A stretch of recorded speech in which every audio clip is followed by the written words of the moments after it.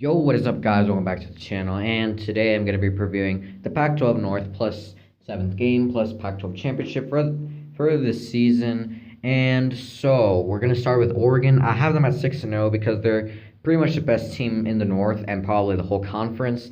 They have the #1 quarterback from the state of Arizona named Tyler Shuck.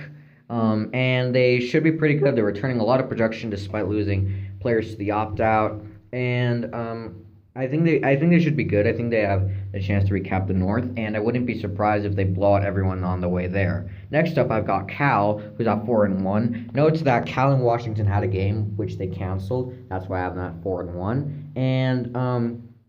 So I think they're going to be pretty good. Chase Garbers was 7-0 last year when playing the whole game, or at least 3/4 of the game. So I think Cal should be good with his passing game. That's all my concerns really for Cal. As of if his playing game is bad, I don't know how the rest of the offense, Cal's offense, will respond to that. However, I think it should be good enough to have 4-1 record, only losing to Oregon. Same for Washington. I also have Washington going 4-1, and they've got a lot of the good players. They got a good team overall, even though they lost a lot, and they brought a new head coach. However, their schedule should be pretty blandable for them to make it there. So I think I have them winning versus Arizona, since that's their conference game, like this divisional game, and the other three opponents, which I'm about to mention below. So Stanford, they have an experienced head coach. However, they had lost a quarterback to the transfer portal, which isn't doing very good, if you've noticed these past couple of weeks. And however, despite that, they have an okay team, I guess, despite going 4-8. They were the best team in California for much of the 2010 decade. However, they fell off the last 2 years. However, I think they could bounce back, get a 500 record, and I think they could be okay. They get Colorado in the other cross-division game, which is very advantageous for them. So I think they finished 3-3, and with a good season to show for it.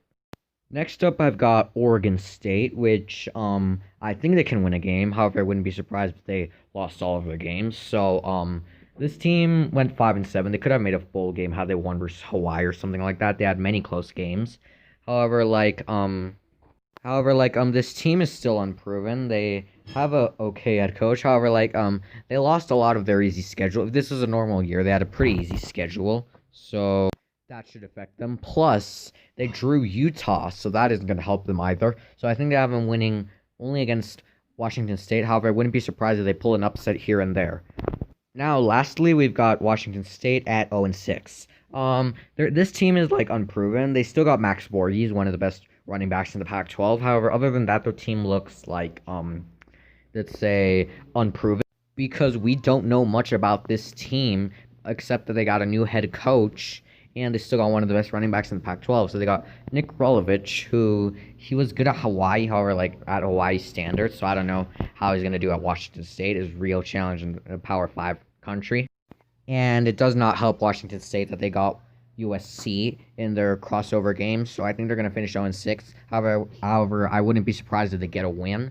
I could see them winning against Oregon State or Washington, and I'll give a reason why they could win against Washington. Both teams have new head coaches, and so now before it's the air raid.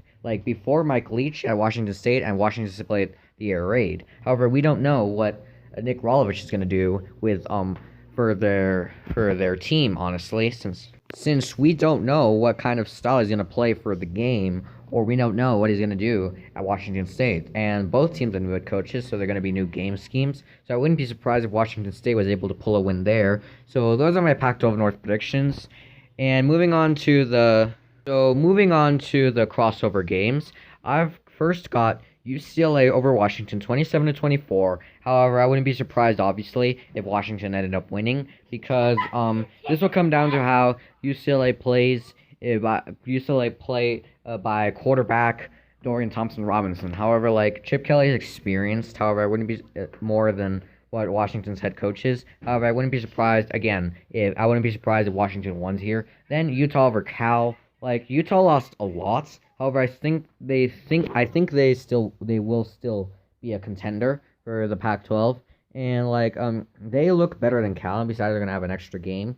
So I think Utah's gonna win this game by double digits. And next up, we've got USC over Stanford in a final score of 45-21, which makes sense because USC, like, I mean, Kenan Slovis is once in a generation type of talent, and I think that USC offense is going to be too much for Stanford to handle, even if Stanford can get an edge somewhere in the defensive game or offensive game. However, USC is likely going to win because of their high scoring offense, and their stout defense.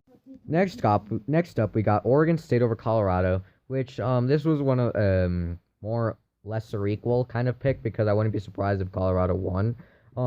Like I think Oregon State is gonna get the edge simply because like they're gonna be playing like motivatedly for that seventh game because like it's their like I mean both teams are looking for a second win. However, like since like it's gonna be like Oregon State pretty much because like they haven't had a winning season.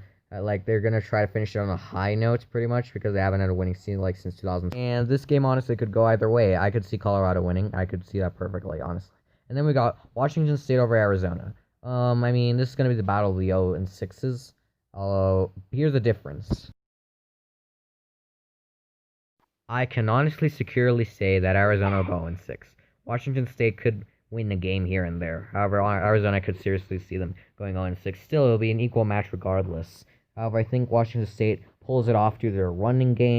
Last but not least, we got the Pac-12 championship game, in which I have Oregon over Arizona State in a final score of 41-35, because I think Oregon is going to be like the better prepared team, and because even though Arizona State has the better QB position, like Oregon dominates in pretty much almost every other position. So I think Oregon's even in a high contested offensive game, I think Oregon just is going to barely pull it off in the end.